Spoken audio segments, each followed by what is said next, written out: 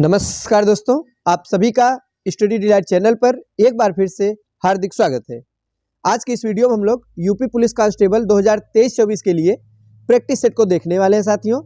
और आज है 5वां प्रैक्टिस सेट और आज हम लोग जीके यानी कि सामान्य ज्ञान के प्रश्नों का प्रैक्टिस करेंगे।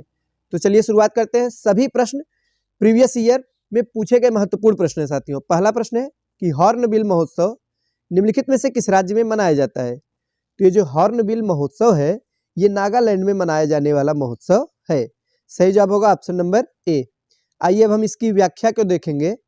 तो हॉर्नबिल महोत्सव नागालैंड राज्य में मनाया जाता है। और अगर बात की जाए कि इस महोत्सव का नामकरण किसके नाम पर रखा गया है साथियों, तो ग्रेट इंडियन हॉर्नबिल एक पक्षी है, इसी के नाम पे रखा गया है। और यह नागालैंड का एक प्रसिद्ध त्योहार है साथियों। यह नागा समुदाय जो कि नागालैंड में पाई जाती है, तो नागा समुदाय की समृद्ध संस्कृति एवं परंपराओं का एक कलात्मक प्रदर्शन है। अगला प्रश्न है कि राष्ट्रीय उद्यान में सबसे अधिक एक सींग वाले गैंडे पाए जाते हैं। तो जो एक सींग वाले गैंडे पाए जाते हैं तो वे किस राष्ट्रीय उद्यान में सबसे ज्यादा पाए जाते हैं। तो उस राष्ट्रीय उद्यान का नाम है काजीरंगा राष्ट्रीय उद्यान। कौन सा साथियों? Kaziranga national park. सही जवाब होगा ऑप्शन नंबर सी। साथियों जो काजीरंगा राष्ट्रीय उद्यान है तो यहाँ पे सबसे अधिक एक सींग वाले गैंडे पाए जाते हैं। और काजीरंगा राष्ट्रीय उद्यान है कहाँ? तो असम में है। याद रखिएगा, कई बार परीक्षा में पूछा जाता है कि काजीरंगा नेशनल पार्क किस राज्य में है, तो आप बताएंगे असम में। असम के गोलाघाट नौगांव जिले में स्थित है। साथियों 2015 मार्च 2015 में एक जनगणना हुई थी, उसके अनुसार काजीरंगा नेशनल पार्क में 2401 गैंडे थे। गैंडों की गिनती हुई थी जिसमें 2401 गैंडे थे। अगला प्रश्न है कि जानवरों की निम्नलिखित प्रजातियों में से किसका अपने प्राकृतिक निवास स्थान के साथ ठीक से मेल नहीं किया गया है। तो इसमें से कौन सा एक ऐसा है जो कि सही सुमेलित नहीं है, तो वो है ऑप्शन नंबर डी, शेर दिया गया हिमालय। साथियों जो प्रश्न है यूपीएसआई 13 दिसंबर सन 2017 में जो परीक्षा आयोजित की गई थी उसमें पूछा गया प्रश्न है। आइए हम देखते हैं इसकी व्याख्या को। एक सींग वाले भारतीय गैंडे पूर्वोत्तर भारत के असम व नेपाल के तराई क्षेत्रों में पाए जाते हैं। साथियों भारत सरकार द्वारा 1987 में गैंडा परियोजना भी प्रारंभ किया गया था। कर्नाटक, तमिलनाडु व केरल सहित 13 राज्यों में हाथियों की मुख्य उपस्थिति है। और 1992 में हाथी परियोजना भी चलाई गई थी, इसके बारे में भी आप लोग जानते रहिएगा। अगला प्रश्न है कि कोरिंगा गरान वन कहाँ पे है। तो ये जो वन है साथियों ये आंध्र प्रदेश में स्थित है। सही जवाब होगा ऑप्शन नंबर डी। कहाँ पे स्थित है? आंध्र प्रदेश में स्थित है। यह भारत में मैंग्रोव जंगलों का सबसे बड़ा खंड भी है। आगे है कि भारत का पहला आरक्षित वन कौन सा है। तो सतपुड़ा राष्ट्रीय उद्यान ये भारत का पहला आरक्षित वन क्षेत्र है। और आरक्षित वन क्षेत्र से आशय क्या है, तो आप क्या समझते हैं? जैसे कभी अगर परीक्षा में पूछ लिया गया आरक्षित वन, तो इसका अर्थ क्या समझेंगे आप? तो इसका अर्थ है साथियों कि ऐसे वन जिनको कुछ सीमा तक संरक्षित करने का लक्ष्य निर्धारित किया गया है। सरकार द्वारा कुछ सीमा तक उसे उसकी रक्षा करने का, उसे संरक्षित करने का लक्ष्य निर्धारित किया गया हो। और भारत का पहला आरक्षित वन कौन सा है? तो सतपुड़ा राष्ट्रीय उद्यान था। नेक्स्ट है साथियों, इनमें से भारत का कौन सा जीवमंडल भंडार संयुक्त राष्ट्र शैक्षिक, वैज्ञानिक तथा सांस्कृतिक संगठन यानी यूनेस्को के मानव एवं जीवमंडल कार्यक्रम पर आधारित विश्व जीवमंडल तंत्र का हिस्सा नहीं है? तो वो है कच्छ जीवमंडल भंडार। सही जवाब होगा ऑप्शन नंबर डी। नेक्स्ट है कि इनमें से किस भारतीय राज्य में बाघ रक्षित स्थान टाइगर रिजर्व की संख्या अधिकतम है? सर्वाधिक टाइगर रिजर्व की संख्या किस राज्य में है? तो मध्य प्रदेश है। कौन सा राज्य है? मध्य प्रदेश राज्य है। सही जवाब होगा ऑप्शन नंबर सी। और 1 अप्रैल 1973 को जिम कॉर्बेट जो कि उत्तराखंड में है, यहाँ से बाघ परियोजना यानी प्रोजेक्ट टाइगर की शुरुआत की गई। प्रश्न कई बार परीक्षा में पूछा गया है कि प्रोजेक्ट टाइगर की शुरुआत किस वर्ष हुई। आप सभी जानते रहिएगा 1973 में।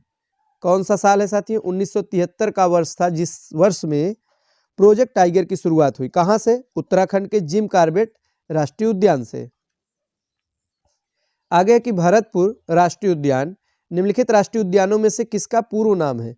तो यह केवलादेव राष्ट्रीय उद्यान का पूर्व नाम है। महत्वपूर्ण प्रश्न 2017 में पूछा गया प्रश्न है। जो केवलादेव राष्ट्रीय उद्यान है भरतपुर राजस्थान में स्थित है। कहाँ पे साथियों?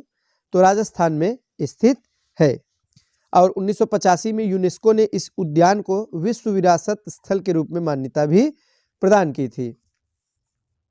अगला प्रश्न है, डैश करके कार्बन डाइऑक्साइड या ग्रीन हाउस गैसों के उत्सर्जन में कमी होती है जो कि कहीं और किए गए उत्सर्जन की भरपाई के लिए की जाती है। तो कार्बन समायोजन इस प्रश्न का सही जवाब होगा, जिसे ऑफसेट कहते हैं, ऑप्शन नंबर सी। आगे है, कोपेनहेगन समझौते के अनुसार 2005 की तुलना में 2020 तक भारत ने कितने प्रतिशत कार्बन उत्सर्जन कम करवाने का आश्वासन दिया? तो 20 से 25% कम करने का आश्वासन भारत सरकार द्वारा दिया गया। नेक्स्ट है कि ऐसा कौन सा पर्यावरण पुरस्कार है जो पर्यावरण एवं वन मंत्रालय भारत सरकार द्वारा स्थापित है और यह उन व्यक्तियों और संगठनों को प्रदान किया जाता है जिन्होंने पर्यावरण संरक्षण और सुधार के क्षेत्र में महत्वपूर्ण और उत्कृष्ट योगदान दिया है।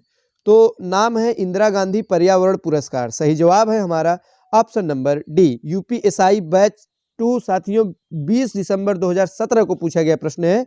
तो इंदिरा गांधी पर्यावरण पुरस्कार ही एक ऐसा पुरस्कार है जो पर्यावरण एवं वन मंत्रालय भारत सरकार द्वारा स्थापित है। अगला प्रश्न है, इनमें से किस पर्यावरणविद को पद्म विभूषण से सम्मानित किया गया है? तो सुंदरलाल बहुगुणा को। सही जवाब होगा option number B, Sundarlal Bahuguna. Next है कि निम्नलिखित में से कौन चिपको आंदोलन के साथ जुड़ा हुआ था? चिपको आंदोलन, इसके बारे में आप सभी सुने होंगे साथियों।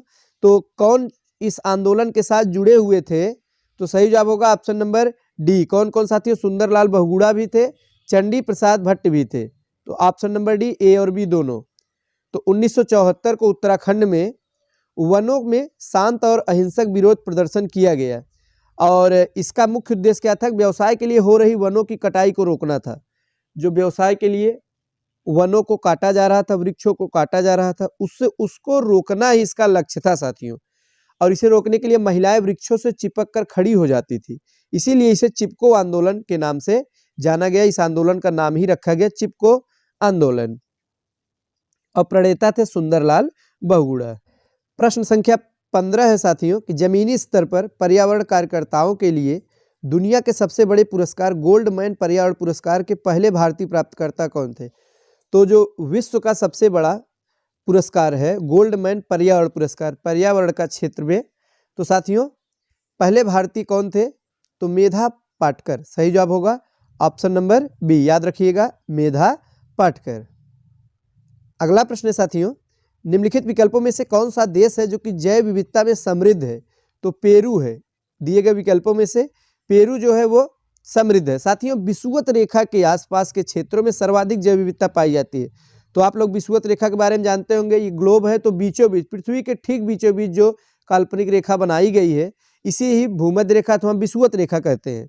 और इसके आसपास जितने भी क्षेत्र है साथियों, तो यहाँ पर सर्वाधिक जैव विविधता पाई जाती है क्योंकि सूर्य की किरणें लंबवत पड़ती है, वर्ष भर यहाँ बारिश होती रहती है, पूरे साल बारिश होती है, इसीलिए यहाँ पर जैव विविधता ज़्यादा पाई जाती है। जैसे जैसे आप विषुवत रेखा से दूर जाते जाएंगे साथियों, चाहे उत्तर की तरफ चाहे दक्षिण की तरफ, तो जैव विविधता में धीरे धीरे कमी देखने को मिलती है।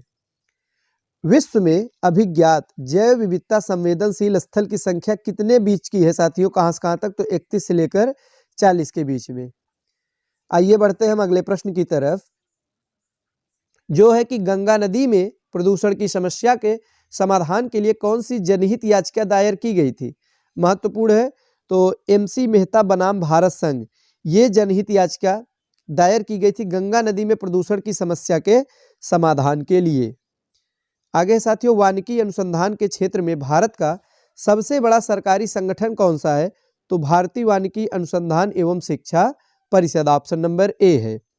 अगला प्रश्न महत्वपूर्ण है, भारत में हाथी परियोजना प्रोजेक्ट जो एलिफेंट है कब शुरू किया गया? तो हाथी परियोजना की शुरुआत 1992 ईस्वी में की गई थी। इसके पहले हमने आपको बताया था प्रोजेक्ट टाइगर भी पूछा जाता है, तो आप बताएंगे 1973 में प्रोजेक्ट टाइगर की शुरुआत हुई और हाथी परियोजना की शुरुआत 1992 ईस्वी में इस परियोजना की शुरुआत की गई थी। साथियों भारत में हाथियों की सर्वाधिक संख्या कहाँ पे अगर पूछा जाएगा तो आप बताइएगा कर्नाटक राज्य में है। नेक्स्ट है कि विश्व वन्य जीवन निधि का मुख्यालय कहाँ पे है? तो ग्लैंड में। सही जवाब होगा ऑप्शन नंबर डी, ग्लैंड में इसका मुख्यालय है। अगला प्रश्न साथियों, किस अभ्यारण्य को वेम्बनाड पक्षी अभ्यारण्य के नाम से भी जाना जाता है? महत्वपूर्ण प्रश्न है। इस प्रश्न का सही जवाब है कुमारकोम पक्षी अभ्यारण्य, ऑप्शन नंबर ए। तो साथियों आज के लिए बस इतना ही। आगे के प्रश्नों को हम नेक्स्ट प्रैक्टिस सेट में देखेंगे। वीडियो अच्छा लगा हो तो लाइक करें। धन्यवाद।